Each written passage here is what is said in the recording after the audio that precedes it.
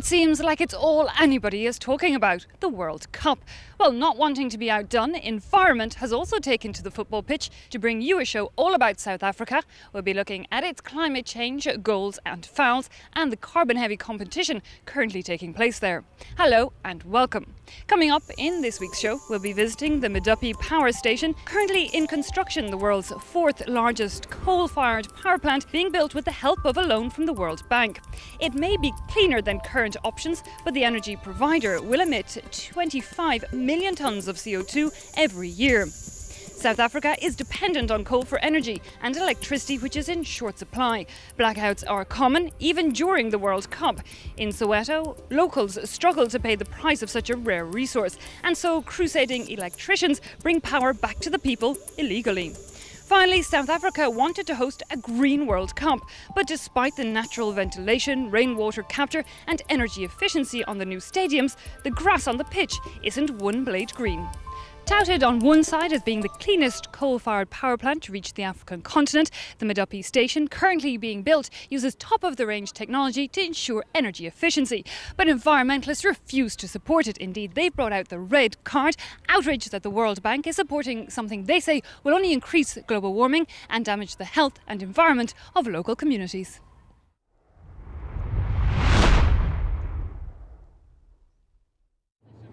Every week, a private plane from South Africa's power company Eskom brings Roman Crooks here.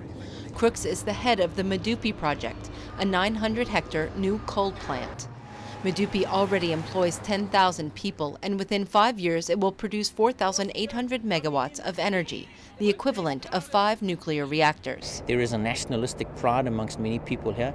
We'll add something like 10% to the national grid of Eskom when this power station is fully constructed. So we fully understand the challenge we've been set. We cannot fail, because if we fail, South Africa will fail, and we cannot allow that to take place. Specialists have predicted an energy crisis by 2012. In this race against time, Medupi got the go-ahead despite the pollution it is certain to cause. Its design may use less water than other coal plants, but will increase South Africa's carbon emissions by 7%. The $3 billion project is funded by a loan from the World Bank, a loan supported by France. Which energy policy does one want? What resources does one want to commit? What role will nuclear power play? This is a very solid kind of reflection once it's achieved. Then let us listen and understand with the greatest of interest. Environmentalists have not lost hope. With the World Bank loan comes a credit for developing renewable energy. Plans for a solar plant have been discussed for years.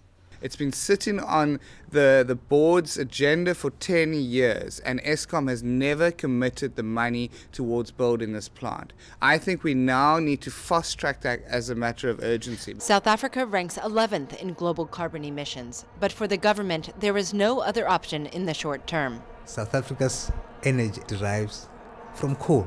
So we have learned lessons. We know we have learned lessons sufficient enough for us to understand the problems and how we're going to mitigate them. In a gesture of goodwill, Eskom has replanted this baobab. The icon of African nature has had to move aside in the name of progress. Energy in South Africa is in short supply. Indeed, many months were spent preparing this World Cup to try and ensure that there was enough electricity to allow everyone to watch the matches on their television screens. But games or no games in certain areas, like the township of Soweto, just outside Johannesburg, supplies are so stretched that blackouts are common. And now a group of crusading electricians are bringing power back to the people illegally.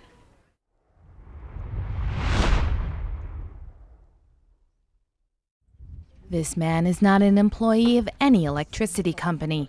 His name is Walter Kamalo, and what he's doing is illegal. A member of the Soweto Electricity Crisis Committee, he reconnects power to people who've been cut off, but it's not without risks. He's bundled into the trunk of a car and driven off. A second car marked with an Exum sticker, the electricity company that provides power to the residents of Soweto, follows behind. This episode illustrates the tensions over the country's energy problems. South Africa is finding it hard to meet its current electricity needs, and the enormous added demands of the World Cup aren't helping things.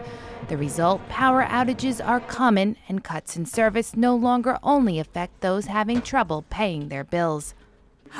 There's no life without electricity. In the morning we can't drink tea, we can't cook, we can't eat, we can't do anything. And it's even worse for the small children to attend school and to study at night without electricity.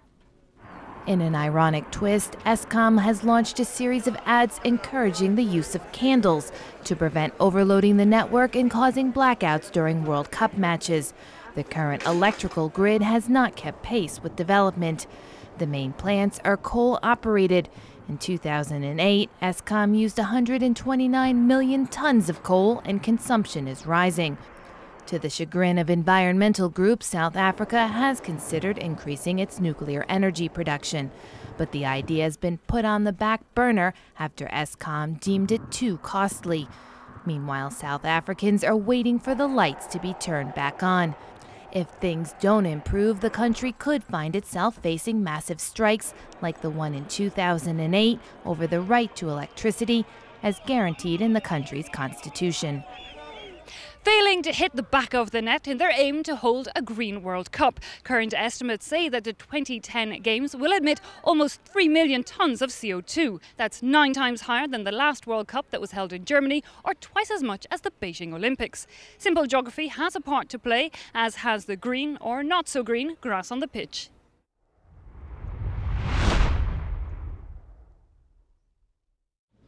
South African turf doesn't usually look like this. Indigenous grass, Kikuyu, is actually yellowish in colour, not photogenic enough for the World Cup, so say authorities. They shipped in acres of European ryegrass in time for the matches. This turf requires more watering, more fertiliser and more general upkeep than its African equivalent, which means the green grass of the Greenpoint Stadium is a major contributor to 2010's World Cup carbon footprint. It all started long before kick-off. The yellow card awarded to construction. Unlike previous World Cup hosts, South Africa had to build most of their stadiums from scratch. The cement industry is one of the worst environmental offenders, with a tonne of CO2 released for every tonne of cement made. But the red card for carbon emissions goes straight to travel.